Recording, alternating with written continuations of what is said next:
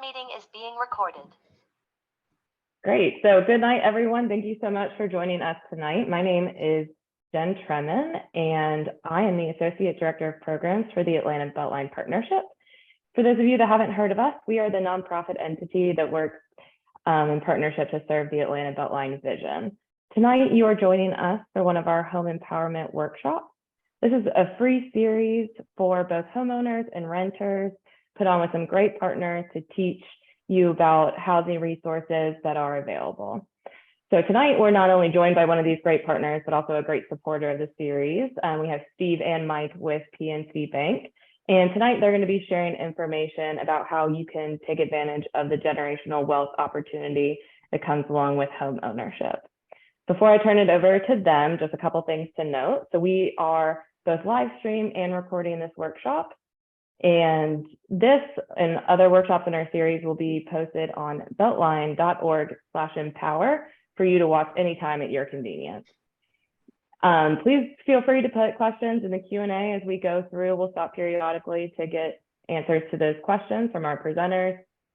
And then at the end of the workshop, you will see a survey pop up in either your browser, it will get an email to you later on tonight. For those that are registered via Zoom, please take a couple minutes to fill that out. It really does help inform our programming, especially as we go into planning for a new year. So without further ado, I will turn it over to Steve to teach us all about how to buy a home. Jen, thank you so much. Can everybody hear me well? Is everything clear? Perfect. Awesome. So team and everybody out there, thank you so much for joining. We're incredibly excited to be here tonight.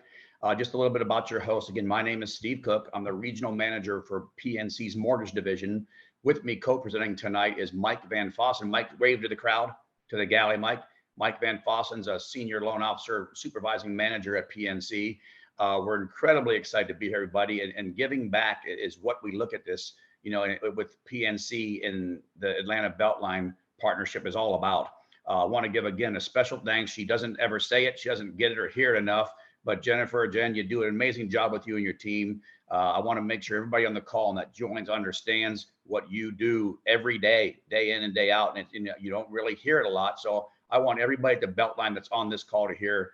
It's amazing what you all do. We really appreciate it. And I want everybody that joins and the whole community to know all you all do every day at the Beltline is look for ways to support and give back to the Beltline. So special little heart to throw up to you, Jen and team. Can't thank you enough. So I want you to look around, everybody, at the, you can't really see, but when you look at, you hit the participants line, I want you all to be very, very proud of yourselves because you're taking a very big step to financial freedom and financial independence. And that is the first step, is learning about and even inquiring about how to become a potential homeowner. And it's such a profound impact on everyone's lives when they get that first home. So you're all doing that, whether it's in a day, a week, a month, a year, or 5 years. You're all committed to doing that, and you're on this. So I want everybody to give a round of applause to each other that's on the call. I'm proud of you. We're all proud of you. And we thank you for being here. So team, when we look at this, I want to just give you some a little roadmap, what to expect over the next hour. And that is information and knowledge. Jen and the team at the Beltline gave us strict marching orders. We're here to educate, and if we can inspire, then we really did our job, right, Jen? But it's really to educate you and give you the knowledge, and knowledge is power, as we all know. And if Mike and I are doing our job and we're worth our salt, maybe make it a little fun along the way. We want you to, to realize you got some new like-minded friends on the phone. Most people on this phone call should be self-employed. Everyone is either a homeowner, has been a homeowner, or is looking to be a homeowner again. So it's really great to go. And I want you to know, I won't be able to always see the screen or the questions that come in the chat, but Jen is managing that for us. So feel free, if you have anything on your mind, ask the questions. We are here to deliver actual working knowledge. I was talking to Mike earlier. I'm like, Mike, imagine if we went through or we had something like this back in, when we were early, just thinking about buying a home before Mike and I got in the mortgage business, what a profound impact it can make. So we basically want to be your trusted advisors on this journey, and we're here for you day or night. And Jen will share in the chat and the comments later our contact information. So a little bit about your sponsors. You already know PNC. If you don't know PNC, it's one of the oldest and most trusted financial institutions in America. So real quick, if you want to guess or come off mute or type in the chat, when do you think PNC was founded, by the way? Any guesses? PNC, that bank you see on every other corner. 1846.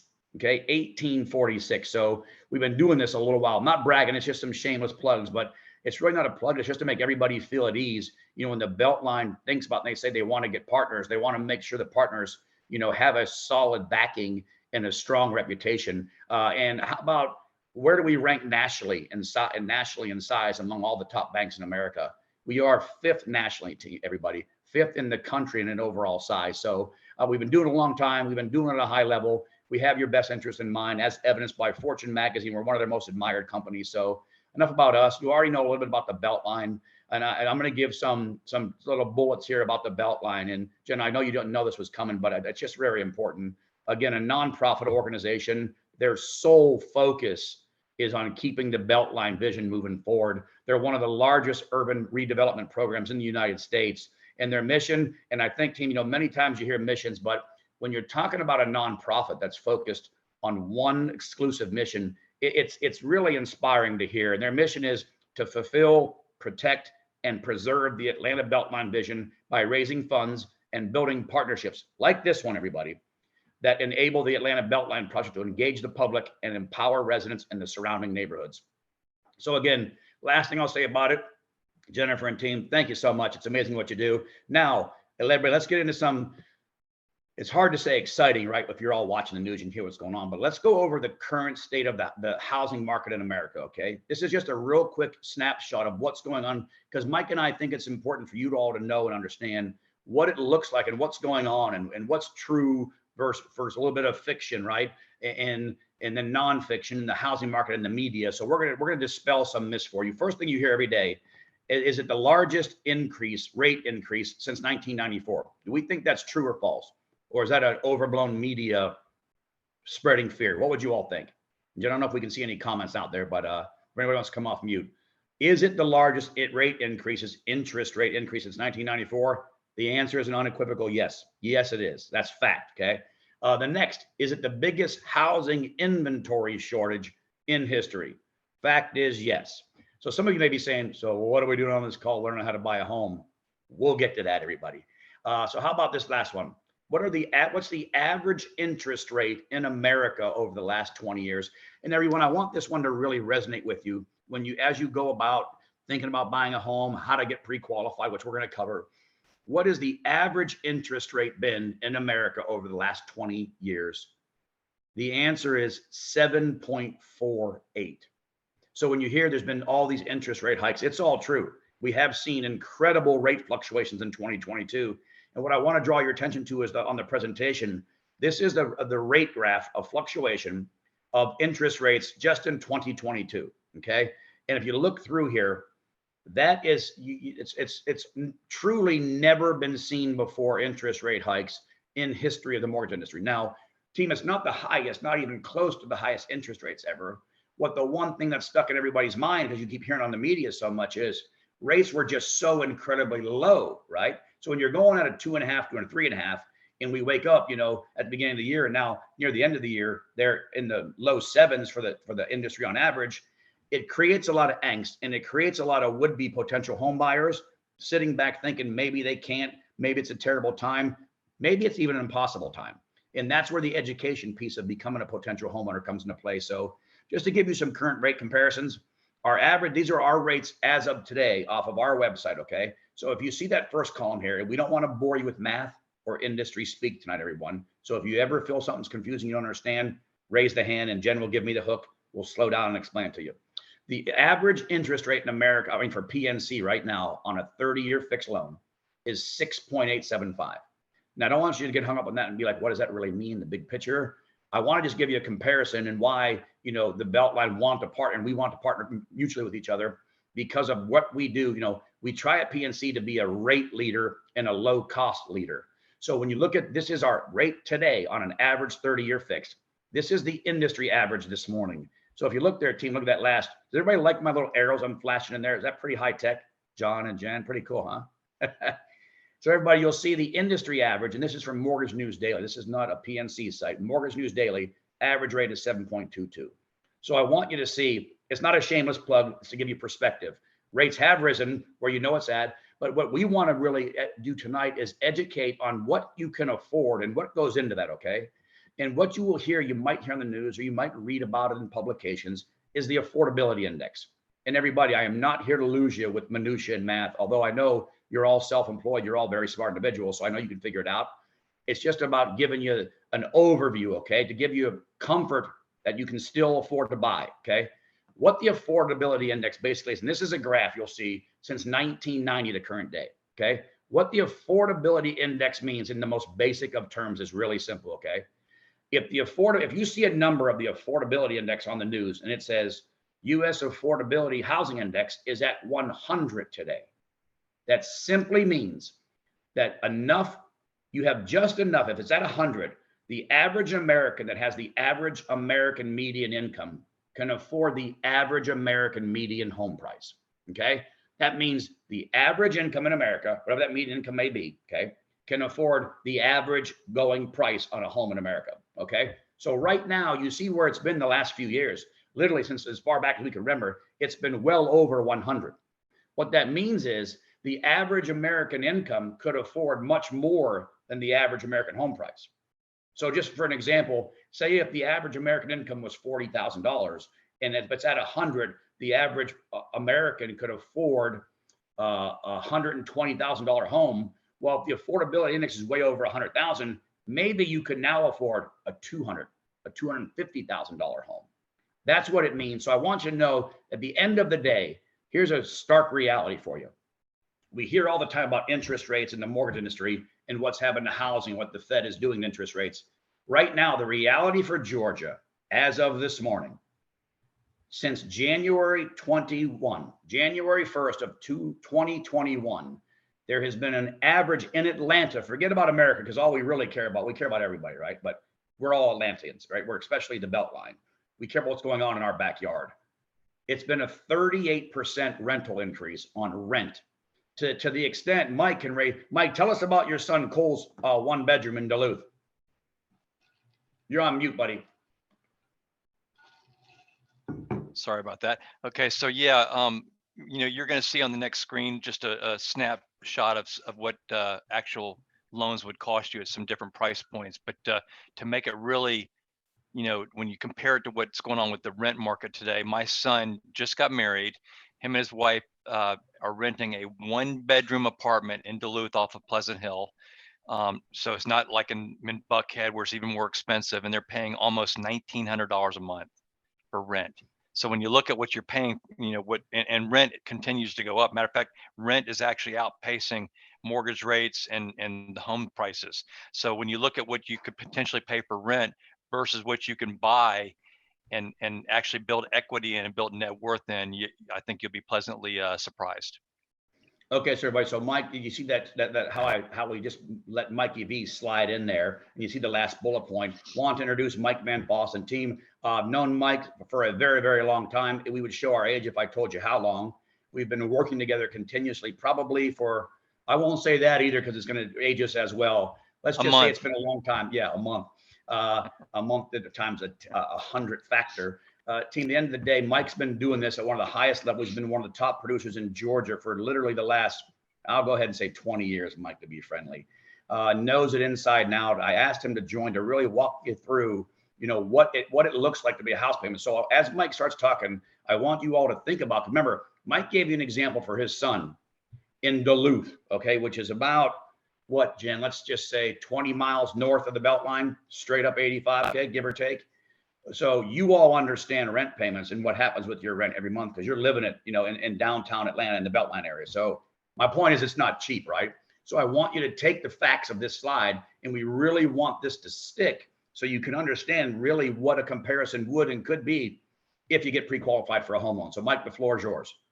So I get the pleasure to speak to you guys. And by the way, thank you so much for taking your time out this evening to join us. So hopefully we can give you some nuggets that you'll take from this call and be able to put you on the path to home ownership. So the first screen we want to talk about, and we're going to kind of give you just some general ideas of some numbers. So first off, these are estimates. These are not exact, but we just want to give you, a ballpark of where it would be. So, if you look at just a regular $100,000 loan amount, okay, so we're just going to use an even 100,000 at a 7% interest rate for 30 years. So that would give you an $850 payment. Okay, total. Now I'm going to break that down for you. It's going to break down to $693 a month, and that's your principal. your interest, and your mortgage insurance. Okay. Then you also have to add into that your property taxes, which is another $83. And again, these are estimates. And then your homeowner's insurance, which is another $75. So if you look at $100,000, loan amount, you could potentially get into it for about $850 a month today. Okay. So now if you follow the screen, we put a few more answers here, a few more examples on here. If you go to the very bottom one, just kind of go from 100 to 300. Okay, so because we know prices in Atlanta, $300,000, you could easily spend that. Okay, so in that scenario, you're looking at $240 for your taxes, $120 for your insurance, just a little bit under $2,100 for your principal, interest, and your mortgage insurance, which would give you a payment of $2,435. So to make that to kind of let that hit home again, like I said just a few moments ago, my son just got married. They're renting a 1-bedroom apartment. It's pretty nice, but not anything crazy nice. But it's tiny, and they're paying almost $1,900. And by the way, they throw that money away every month because they get no net worth out of it. Whereas a $300,000 house, if you look at this, even at today's interest rates and today's prices, you could get into for potentially under $2,500 a month, and you're building some net worth. So that'll give you a little bit of hope. I don't know what your individual situations are, but this is just an idea where it would run you today with these numbers. Mike, to your point, real quick, if I could chime in. So everybody think about the $1,850 to $1,900 Mike's son's paying. Hey, and what many on this phone are paying, on this call are paying right now, right? Some of you may in fact be paying more. The reality is, let's just compare the 1-bedroom in Duluth right now at almost $1,900. Jen, if we go down this screen, everybody play along here. We go down the screen, you're right at really basically the $250,000 home, the home you would own and purchase, yours, equity bearing investment for basically the same price for a 1-bedroom apartment in Duluth. So Mike, very good. Jen, do we have any questions out there for Mike so far? In the chat, anything? I am not seeing any at the moment. So I'll let you know if any come in. So again, don't if we start talking too fast, or if something's flying over your head and you're not getting it, raise your hand. We'll slow down. We'll go over it with you because we want you to leave this call with a pretty good understanding. We're not trying to make you an expert, but we want to give you a pretty good understanding of what it takes to get into a home. So the next piece is, what can you afford? Okay, so that's where you go into debt to income ratio. We call it DTI in the mortgage business. We have a lot of acronyms in what we do. So it's debt to income ratio. What that means is how much you make versus how much you have in debt. Okay, so the equation is very simple. You take your gross income. So in this example here, we have Steve, you pop that up there for them. In this example, we're going to use $3,600 a month in income. Okay, if your debt is $1,200, you simply take the $3,600, divide it by the $1,200, and it's going to give you a percentage. In this exercise, that comes up to 33%. Okay, it's just a simple math formula. It's good for you to understand. So for each of you that are on the call today listening to this or listen to the live video, think about, what do I make? How much do I have in current debt? And you can calculate your current debt to income ratio just using that very simple formula. So to kind of give you an idea where the standards are to get different types of loans, if you're going to just do a regular conventional loan, traditionally you need it to be about 45%. So again, if you're looking, let me use an even number. If your income was $1,000, okay, at 45%, you would have to be under, that's $450.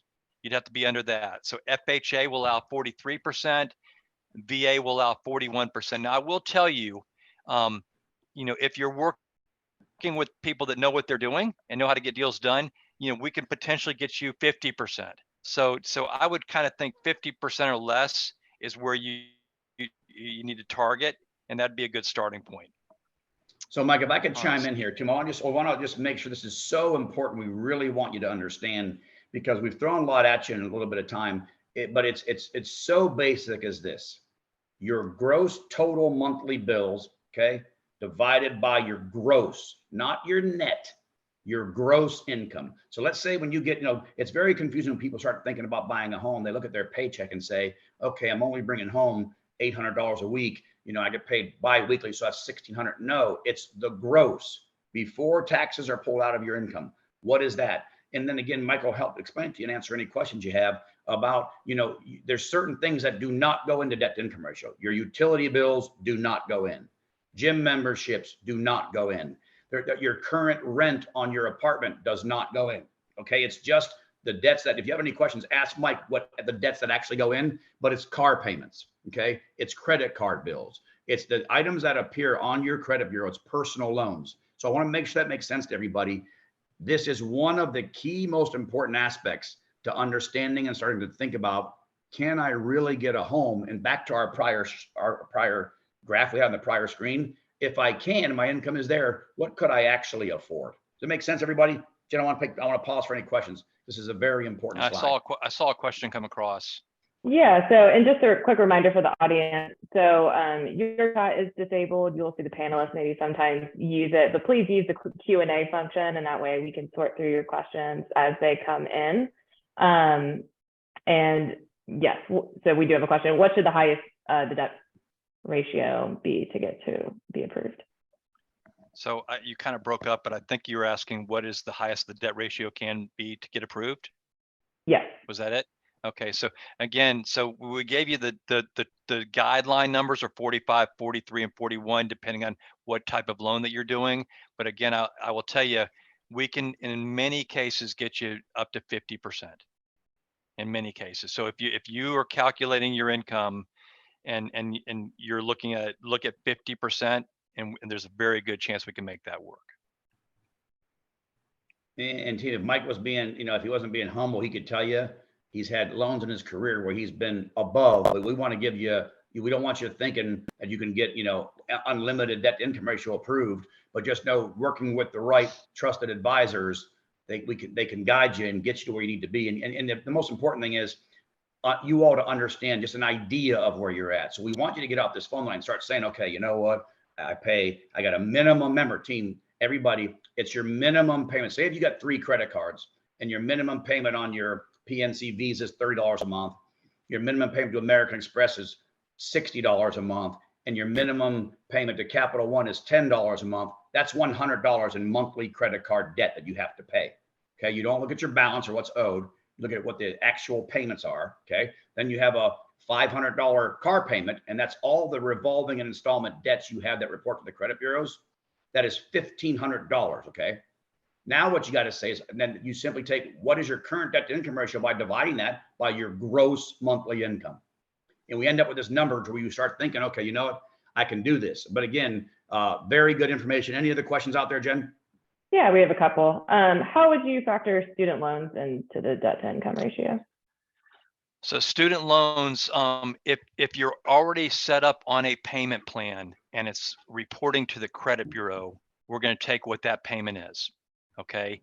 Now on the flip side of the coin, in many situations, the loan is going to be in deferment. So in that case, with FHA, VA, and Freddie Mac, which is one portion of the conventional, we would take a half of a point of the. So basically, we would calculate it by a 0.5% of the loan balance. So if your loan balance was $1,000, you would just multiply that by 0.5% and come up with that payment, and that would be what we would use for the debt ratio purposes. Gotcha. We have a couple questions that you may or may not defer to later sections in the presentation. So just let me know. So since this program is geared at self-employed buyers, would you subtract business-related expenses to the gross income? So if you want it, we're going to be covering that. So if you want to wait till we get to that screen, then we don't answer it in there, we can, because we do have a whole section on that. But that was a great question. Whoever said that, give them an extra kudos, Jen, because that's the exact point of this presentation. So yes. Any other questions about DTI? And just so you know, whoever asked that, do we have a name? Let's thank them for asking. We will answer your question for sure. Yeah, so that's a great question. We have a couple others that are related to the self-employed specific. So I'll defer those until you guys get there. It's like two slides. And team, what we're gonna do in this next couple, like this slide here, Mike's not gonna take a lot of time on this because we're not live and in person, and we won't be able to help and review your answers with you. But Mike, just go ahead and talk to this slide and get them where they need to be.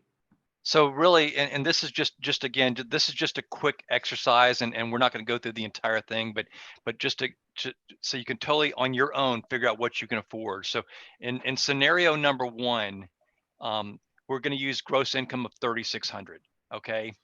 And if you have credit cards and car payments of 800, utilities of 110, what would be the max house payment you can afford? So how do you back into that yourself? So again, we're going to use 50% just to make it simple. So if you take 3,600 and just figure 50% of that, what's that number? It's $1,800. Okay. Take and deduct from that the debts that you have to count in your debt to income ratio, which in this case is only going to be the $800, not the 110, Why, Mike? because utilities do not report on your credit bureau. So it's only going to be the $800. So if you can have 1,800 total, you subtract 800 from that. That means you can back into this on your own and say, okay, I can afford, based on what I currently make, a house payment of $1,000. Okay. So in one more scenario. So here's another one for you. We're going to use 4,200. Okay. So if we use 4,200, again, using the same math, 50%, you got 2,100. So keep 2,100 in your mind. Okay. We've got credit cards and cars of $680 a month. Okay. And then you've got current rent of 1,200. Now in this situation, you're going to take the 2,100 and you're going to subtract the 680. And let me do that real quick. Okay. And that gives you 1,420. We're not going to worry about the current rent because that's going to go away when you buy the new home. So in this case, you have $1,420 left of the $2,100 available that can be used towards a maximum house payment. So we want to get you thinking, what can I afford based on what I currently make? What's the max house payment and my current debt load? So Mike, for this example, team, to make it really hit home. So in the first example at 3,600, right? Mike, you said the max house payment is what? So the max house payment in this one would be $1,000. Okay, so remember 1,000. And what's the one? How much is the house payment in the second one? 1,420. All right, so 1,000 and 1,420. Let's do this real quick, everybody. Sorry, we're going to backtrack, but I think it's good to see real quick. So 1,000 and 1,420. So off those two income scenarios, if we look at this graph right here, okay, so the 1,000, you're going to be in between $100 to $160,000 home, okay. And the second one, you're going to be, what was the second one, Mike? Like, would you say 14 or 1,600? Yeah, 1,420. So you're going to be around a $200,000 home, give or take. So again, in those two scenarios, in these income scenarios here, with these debt scenarios here, you're going to be between 100 to 130 or 160 to a $200,000 home value that you could afford right now today. So I want that to be exciting for many of you. And remember, team, wherever you are or aren't today, that's not the point. The point is to get educated, to have the knowledge to understand how the process works so we can really get there. Now, for this slide, this is one I really want you all to try to make sure you really hone in. Go ahead, Mike. Yeah. So again, and the goal here is just, again, to teach and give you some knowledge. Knowledge is power. So, and if you look back at the last slide that we put a little quote on there, you teach a person, or you give a person a fish, they get to eat for a day. You teach them how to fish, they eat for a lifetime. So that's what we're trying to do here. Just kind of give you some nuggets to leave here and have a good understanding of this. So, so going on to the self-employment, I know we had a few questions, so we'll kind of do a high level on this one. And if we don't answer your questions with this slide, Jennifer, hit us and we'll answer them from what you asked. So the first piece is how you report your income. Okay. So when you're doing, for all of you, I'm assuming most of you, if not all of you, are self-employed. Okay. So what you report as far as gross sales or gross receipts. So for example, if your business, let's say you have you're doing yard maintenance and you're bringing in $75,000 a year in total sales. So a lot of folks, when they come in, they talk to us for the first time, they say, hey, I make $75,000. That's not actually what counts for a loan. You take what you make and then you go in there and you look at what you write off in expenses. Okay. So if you make $75,000 and I'm not going to break down all the different expenses that could be on there, but let's say they all total up to $40,000 in expenses, then you're paying taxes on $35,000. So the general rule of thumb is what you pay taxes on is what you can count. Now, there are a couple things that you can write back in that will give you a little bit of additional, and I don't want to get too high level on you, but for example, if you have depreciation or depletion, things of that sort. We can go in there and manipulate the numbers a little bit and add some of that back in to create a little bit more income to get you a little bit higher qualified. As far as how we calculate the income. And this is going to be whether or not you're an S Corp, you're a Schedule C, 1099 sole proprietor, regardless of what type of self-employed income you're filing.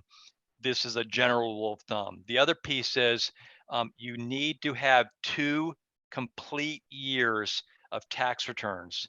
So if you just started your self-employed business in, November of 2021, then that's not going to count because you don't have a whole 2 years. So you would need 2022 and 2023, the complete tax returns, because what we have to do in this situation is you have to do a 2-year average for the income.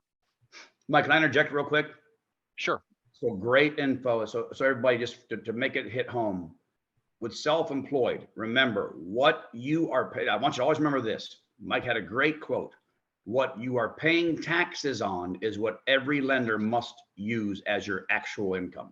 There's many times where, and I think that it's in here on this slide somewhere possibly, is that it's the benefits of being self-employed, or you have the opportunity to write off so much, right, and pay very little tax. So that is great for taxation and your monthly cash flow. It's very, very bad for loan qualifications. To Mike's point, can't tell you in the last 25 years how people have come to us, hey, all right, me and my husband or my boyfriend or my girlfriend, my domestic partner, we make $200,000 together in our distribution logistics business. Okay, awesome. And we get their tax returns and it shows they write off $190,000. Or in some cases, Mike, have we not seen it where they write off $300,000? Mm-hmm. They actually have negative income. So no one on earth can do a loan. So what you need to do, everybody, is remember these points and find that happy median. And it depends on what your goals are, right? But I think one of the biggest things Mike said about the 2 years is, and it's very important to understand why every lender needs 2 years. They have to be able to show consistency and solvency in your business. Before a lender is going to say, okay, Jen, Vanessa, John, Marion, Mikey V, we're going to give you $300,000 for your new home. But you've been in a new business, you and your significant other just started 3 months ago, selling steak knives door to door. Is that very stable for a lender to say, hey, we're about to give you $300,000? The answer is probably not, right? That's why we need 2 years. But when you have a trusted advisor like Mikey V, what they do is they can say, okay, now listen, you used to be in the steak knife selling business, but you worked for Ginsu. I'm really showing my age probably because half the team on here might not even know who Ginsu was. I think John and Mike might for sure. The end of the day is, so you stop working for an actual company who sells the product and you go to start selling the exact same product in a self-employed manner. Mike, have you had any success in your career getting that person a home loan? No. It's yes or no, Mike? No. Even if it's the same business, there's times when we can get them to consider something, you got to be able to show the same business and going back and forth. The bottom line is we need 2 years of self-employed. So Mike, sorry, back to you. Okay. So that was everything I had on the self-employed screen. And I know we had some questions. Yeah, let's hit the questions now, Jen. Perfect time.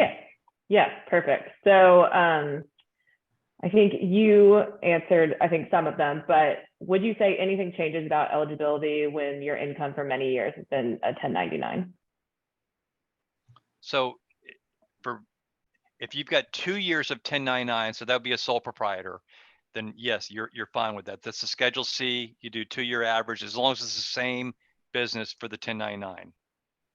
Jen, if I can add to that, that's actually better. The longer, so that whoever had that question, great question. The longer you've been self-employed, you're actually stronger because you show consistency and you show the ability to actually run a business that has sustained. So remember, Mike said the whole kicker is that threshold is 2-year minimum. Every year over that shows where you can make a strong case for underwriting to say, look, Mr. and Mrs. Underwriter at Mr. and Mrs. Bank, I've been doing this for 15 years. My company's been up and running for 15 years. So it makes it stronger. And if I could add a point on that. So for the folks on the line that have been self-employed for many years, 5, 6, 7 or more years, in some cases, not all, but there are instances where we can actually get an exception and use 1 year of tax return, which that can be huge because we know business, right now times are tough. So they're up and down. So, if you have an up year and a down year, sometimes it can kill a 2-year average. But if you use 1 year, it can help you. So if you've been self-employed for 5, 6, 7 years, there are certain situations where we can use 1 year. Very good. Are there any differences, say, if you're a 1099 worker for multiple different companies? Does that change anything? We have to show consistency. So you could be, I'll give you an example. You could be a 10. Well, can you be more specific? Is it different companies in the same type of work, or different companies all over the place? Yeah, say, maybe you're a gig worker and you work for Uber, or, some of the other options that may be out there. Yeah, so if you're a driver and you're working for Uber and Lyft, then we can combine them together because it's the same industry. So we can show consistency. But now if you're a driver for Uber, but then you umpire softball on the side and you get paid for that, those are completely two different. So you would have to show 2 years in each one of those industries. Okay, that makes sense. And so Jen, that's a great question. So let's just say if you're Uber and Lyft, right? And then you also, your other job is in logistics, right? Where you're a courier, basically the same line of work. So we can group that together. But to Mike's example, it's very big. Always remember this, wherever you're deriving income from, we have to show 2 years if they're different industries. Okay, so whatever you could do, Jen, so your question is very easy to answer. The answer is yes. You could have 10 different, it makes our work a lot harder, but that's what we're here for, because we have to go through and back into all that income for every one of those businesses, and to validate by talking to you how long you've been in each one of those businesses. But if you had 10 different 1099s, 10 different industries, 10 different companies, they all count so long as you can show 2 years in each one. We have a related question. So what if you have multiple income streams, like a W-2 for part-time work, some 1099, some coming through things like PayPal, but it's all in the same industry? Would that be along the same line?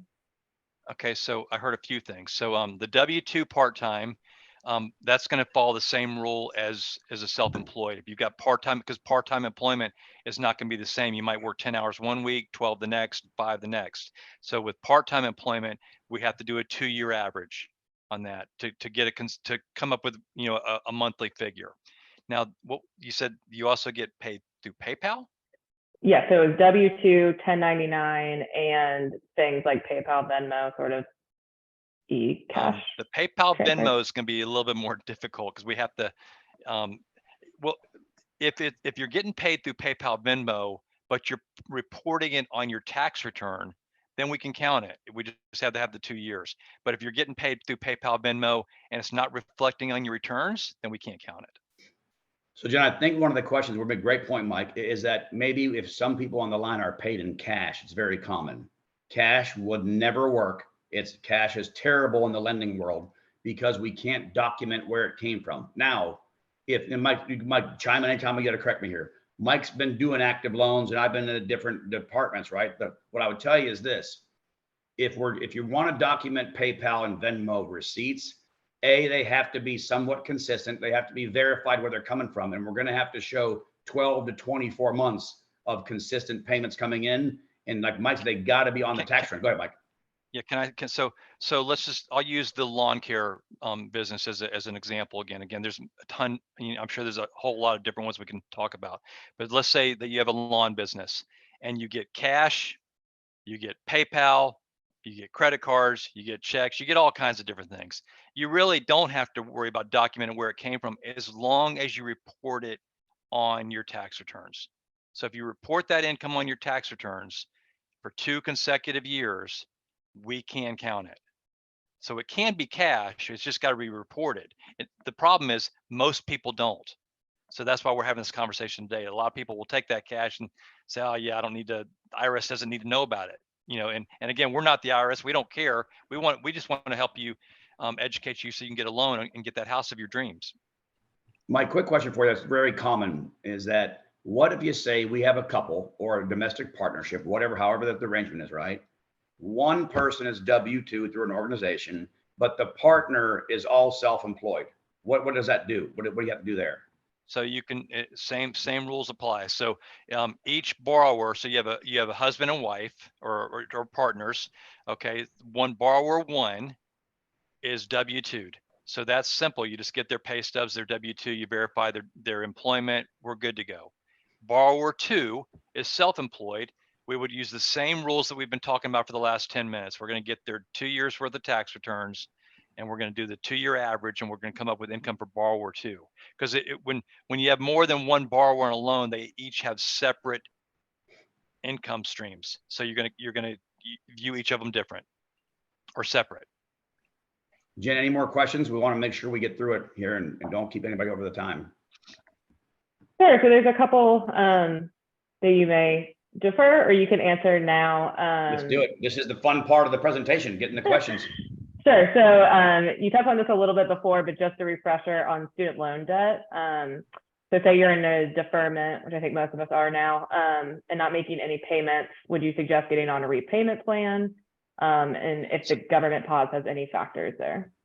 That's a great question. Okay, so we've all heard of income-based repayment. Okay, so the income, or is it, am I saying that right? Is it income-based repayment or something like that? Yeah. Yeah. So the government will give you in those cases, I've seen people that will have a $20,000 loan with a $30 payment, just ridiculously. They're never going to pay it off. Okay, it's just so low. In that case, because it's documented and it's on the credit bureau, we can actually count that. But if it is not documented and you're not in a payment plan, again, we're going to defer to the 0.5% calculation.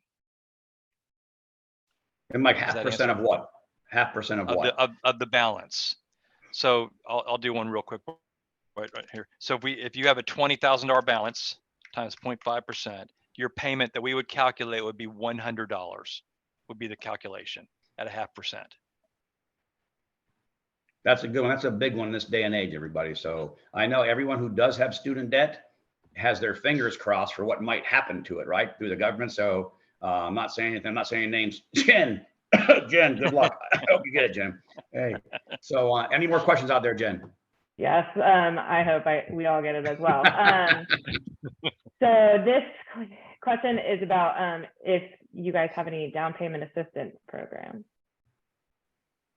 So do you want to talk about the grant here, Steve? Yes, go ahead. Okay, so we do have two different, these are PNC sponsors. Now there's many down payment assistance programs.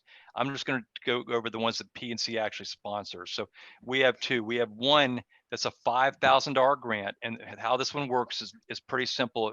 If you've ever heard of government census tracts, where they calculate the demographics and what the average income is in that tract, if that tract is low or moderate income, and it's in an area that PNC supports, which is most of Metro Atlanta, okay, then we will give you a $5,000 grant towards that, as long as you are buying that home to live in it. So you can't buy it as a investment property or a second home, but if you're buying it to live in it and it's located in a low or moderate income census tract, then we give you $5,000. There's no catch to it. No income requirements, no classes you have to take.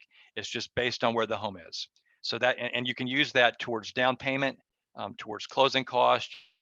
You can buy your interest rate down. You can use it however you want. Okay. Then we also have one right now that is at 1,500, which Steve, I believe, is going up.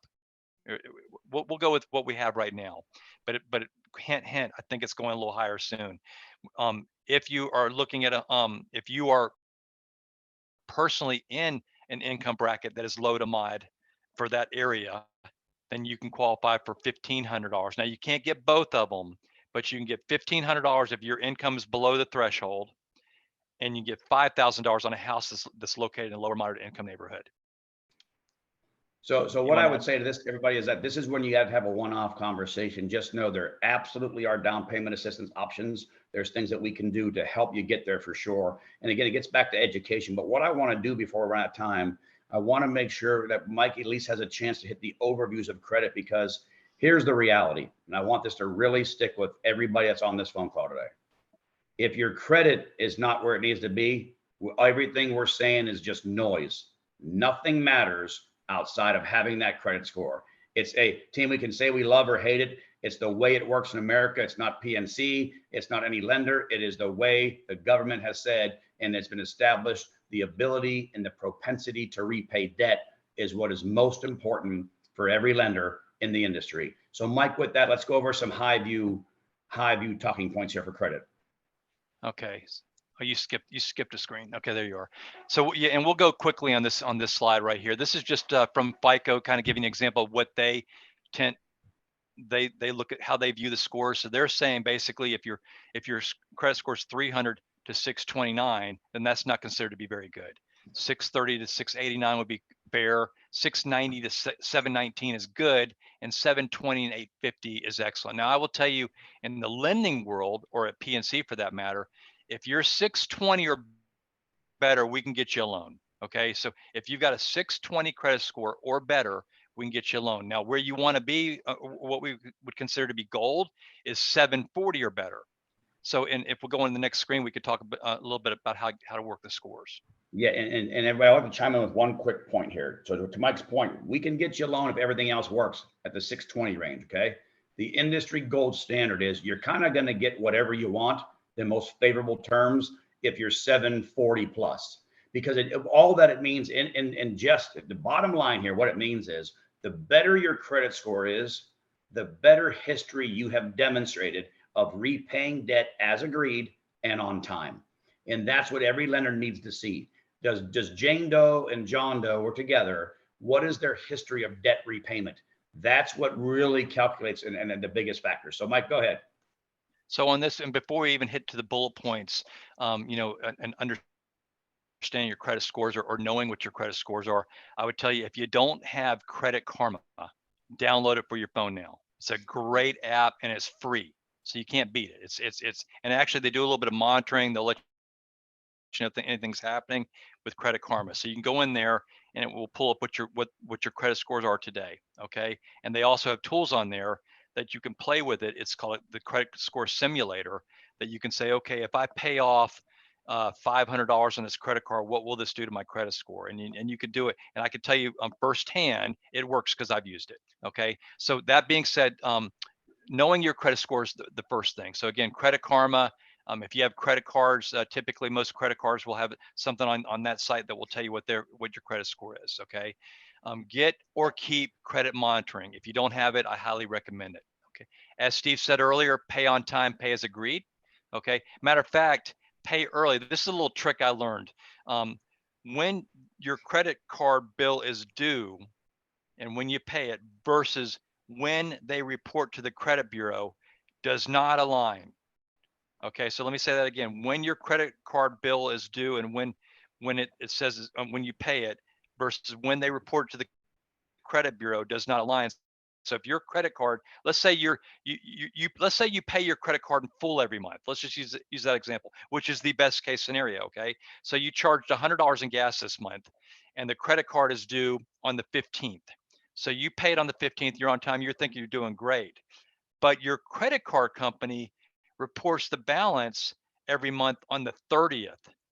Okay, well on the 30th you've already charged some more on it, so it shows a balance. So as the next slide, number 4, as a matter of fact, go ahead, number 4, Steve, will show you based on your balance of your credit limit, that can have a factor on your score. So one of the tricks I learned is when I make a charge on my credit card, because we all have it on our phones now, it's all online. I wait 3 days, I go in there and look at it, I say, okay, I got a $50 balance, I just pay it right then. That way it never hits the credit bureau. So it always shows me at the lowest possible balance. And by doing that, I was able to raise my scores higher than I've ever been in my entire life. Okay, so just a little trick. Bank cards, credit cards, installment loans, have a good mix.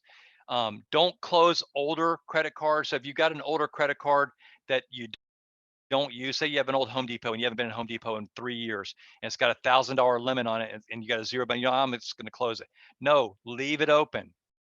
They like to see, the credit bureaus like to see that you have the ability to spend money, but you're not actually using it. So it helps your scores. Okay. Credit inquiries, avoid these. If I don't recommend a lot of credit pulls. When you're shopping for a mortgage, you have a 30-day window there. You can hit a couple. Multiple credit cards can hurt. Multiple car loan can hurt. So you don't want to have a bunch of those as well. Anything you want to add on this, Steve? Yeah, I would just say number 8 is really the biggest one. You know, with overall team, just Experience, another great one. That's one of the major 3 repositories in America. You know, there's Equifax, TransUnion, Experian.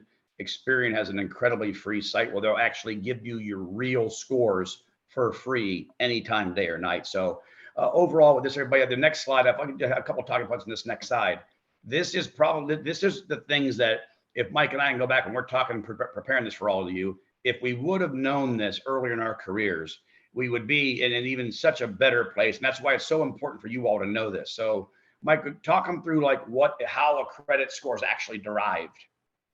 So again, it's, you've got, here's the factors, and this is from FICO. Okay. So the number one thing is your payment history. Obviously you need to pay as agreed. Okay. So make sure you pay it on time as agreed. The number 2 is amounts owed. So to what I was saying earlier, if you have, several credit cards and your limits combined are, $15,000 on all the credit cards and you're maxed out, that's going to hurt your score. So you want to get that below, ultimately down to 0, but every 10% down is going to have a factor on your score. So 90% to 80%, all the way down to 10% is going to have a factor in your credit score, and the lower the better. Okay. New credit is 10%. Length of history, 15%. So the longer you've been paying on time and you've been establishing credit. So a young guy like Steve is not going to be really good here because he hasn't been doing it long enough. But an old guy like me, I've been doing it forever. So it's going to help me. And then your credit mix. Okay. I haven't heard a young guy like Steve in quite some time. Thanks, Mike. So, team, the last thing I want to just say about this slide is here, what Mike's alluded to it a couple of times. It's that old and dormant account. You see that where it says 15%? It's about showing a lender that you have a history of debt management and debt repayment as agreed. The other biggest one, I want you to remember this.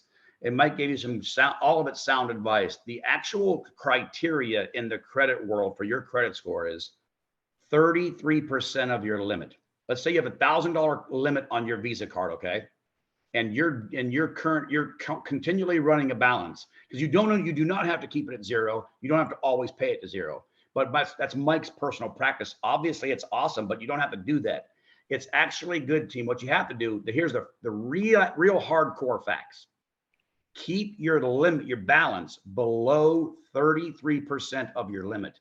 That has a profound positive impact on your credit score. There's been so many times in Mike and I's career where we're sitting down helping, counseling someone, trying to get them qualified for their first home loan or their second, third, 10th home. And we say, Jen, I'll be darned. On your Macy's card, you have a limit of 1,000. You're at 480. If you simply pay down $150, you may get a 10 or 15 or 20 point score improvement. Now, everybody, just imagine if you have multiple credit cards, okay, like most Americans do, and they're all just over that threshold of 33% limit. Mike has been able to do hundreds, if not thousands, of loans between us over the years by educating individuals to bring that down. You just went from not qualifying to now you qualify for a home loan by literally spending, and sometimes a few $100s for major score impacts. Mike, am I right there? Absolutely. All right, Mike, run through this real quick, Mike, just some real quick derailers.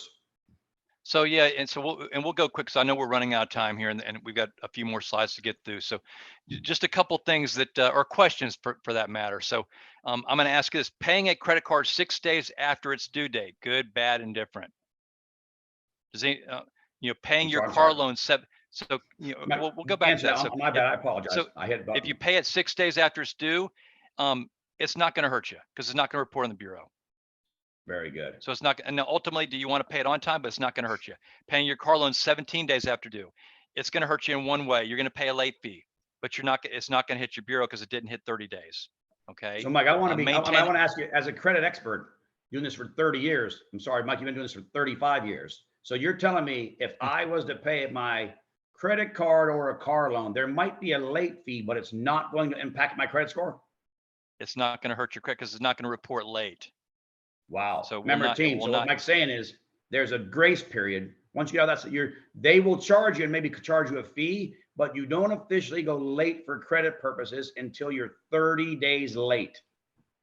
Right, Mikey V? Yeah. So again, I do not recommend waiting till day 28 or 29. I'm going to say pay on time.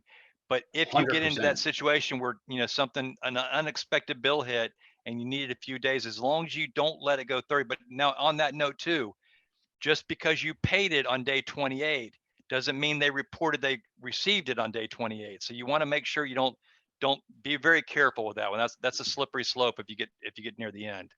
Okay. Maintaining a perfect pay history on your credit card with a $4,000 balance and a limit of 10,000. You remember what Steve just told you? You're going to do good because you paid on time. But if you want the best case scenario, you want to be under 33%. So 4,000 to 10,000, simple math, that's 40%. So you're over the threshold. So you want to try to be under. Now, let me be clear here. Can you get a loan with a $4,000 balance on a $10,000 limit? Absolutely, unequivocally, yes. It's not going to stop you from getting a loan, but you're going to be in a better situation if you pay it down a little bit lower. Okay. Closing old department store card that you haven't used in 3 years, keep it open. Okay. Applying for a new credit card. I'm not going to tell you not to do that because there are some cases where, hey, you might get a great deal where you can roll everything in another one and get zero interest. Just don't do it a lot. Don't have a bunch of credit inquiries for credit cards. A new personal loan, if needed, that would be an installment loan that should not hurt you. Applying for a mortgage with PNC, absolutely unequivocally the best thing ever. Maintaining a pay history on a car with a $2,000 balance on 8,000. So again, we're using the same math, 2 to 8, that's 25%. So we're under the 33% threshold. So that's good. Okay. Not having any credit inquiries, that's a good thing. The lower amount of inquiries, the better. And currently having an open bank loan, a car loan, a credit card, and a store credit card, all good. Very good. Mike, thanks so much for that, team. We want to just go through, we'll just go this real quick. And I just want to do a couple of closing comment slides here, but here are the biggest landmines when it comes to when you look at what could derail you, okay? Not raising your hand and truly understanding. What Mike and I have tried to do tonight, everybody, is just get a better understanding. I know we've had an hour together and hopefully you've learned a tremendous amount. Raise your hand, ask questions. Not having urgency. When you're going through the home loan process, your advisor is going to need things. Make sure you have urgency to get those back, okay? Losing patience is a big one. People will say all the time, oh my goodness, this process is crazy, and you just want to throw your hands in the air. I would just ask you this. If you're about to give a friend or someone, or how about not even a friend, someone you've never met before, and you're about to give them 100 to 1 million, 100,000, 1 million, do you want to know a little bit about them? Of course. So just keep that in mind. Changing jobs. Mike will shake his head with this one. We've had hundreds of cases over the years when we were new and young at it, we didn't know any better to really educate someone. Do not change jobs going through the home buying process. Complete derailer. Losing your job, I think we all know that can be devastating no matter what time it is. Making a purchase during the process. It's one of the biggest frustrations for mortgage advisors when we're going through and we call and say, hey, Jen, we're about ready to get you ready set for closing. She says, oh, Steve, me and my significant other just bought an $800 a month BMW. Aren't you happy for us? And I'm like, hey, Jen, you just got declined for your home loan. Do not make any major purchases when you're going through the process. Making cash or unusual deposits. What every lender is going to get, 2 years tax returns, 1 month pay stubs, and 2 months bank statements. If we see customary deposits that are normal for you, no problem. When we start seeing bizarre deposits, where every lender is going to make you source and season those, okay? Non-sufficient fund charges, devastating to a loan process. If you have on your checking account and it says NSF, NSF, NSF, by the way, Mike, does PNC have a process for helping eliminate non-sufficient fund charges? Yes. Yes, we do. Early warning alerts. Just sorry, Jen, it's a shameless plug. Going late on any of your bills. Everyone, if you take 1 to 5 things from this, one of them has to be pay on time, pay as agreed. Mike and I shared a lot of little helpful tips, but pay on time, pay as agreed. All the other things Mike and I talked about will help increase your score. And what you need to leave here with knowing is this. Mike said he can get you a loan most likely if you're at 620. But are the terms for someone at 620 the same as the terms at a 760? No. The better the credit score, the better the terms, because you've earned and you showed a great history. So, Tim, I'm not really going to go through this. Just know this. There's a lot of ways to find homes for sale on the Beltline. You simply go to Zillow.com and you just put in your zip code for the Beltline. It will literally pull up every active listing in the Beltline. Realtor.com, same exact idea. Redfin.com, same thing.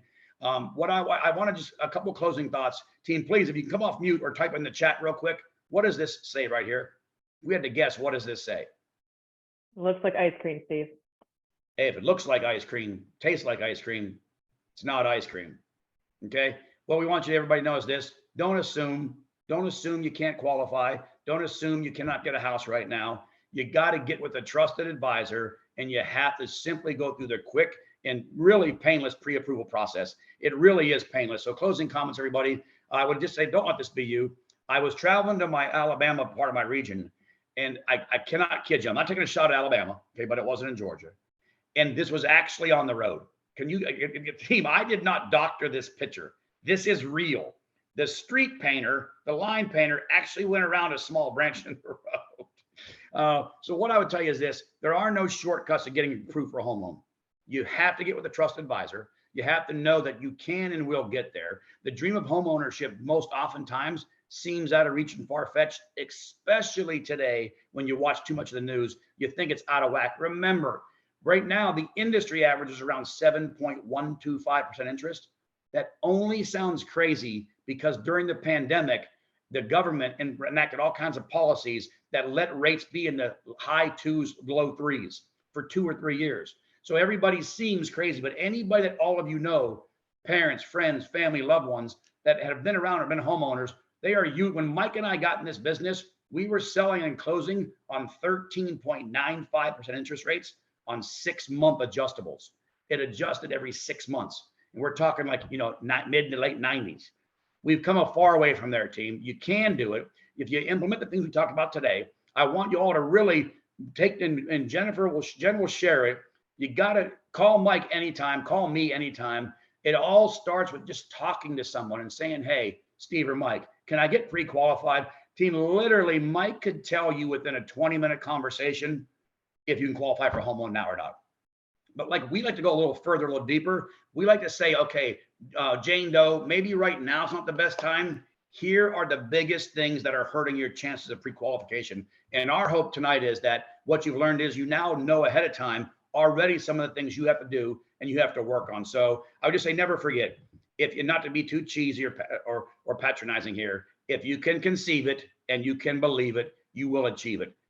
Home ownership is the most amazing path to financial freedom. And I would tell you, every month you make your rent payment from here on out, start getting motivated with the thought of, remember that graph. I could be in a home right now. You just heard, team, I'll leave you with this. They just released a survey that said $1.3 trillion in home equity has been depleted in the last 6 months in America. Because there's been such a phenomenal rise in appreciation of home values.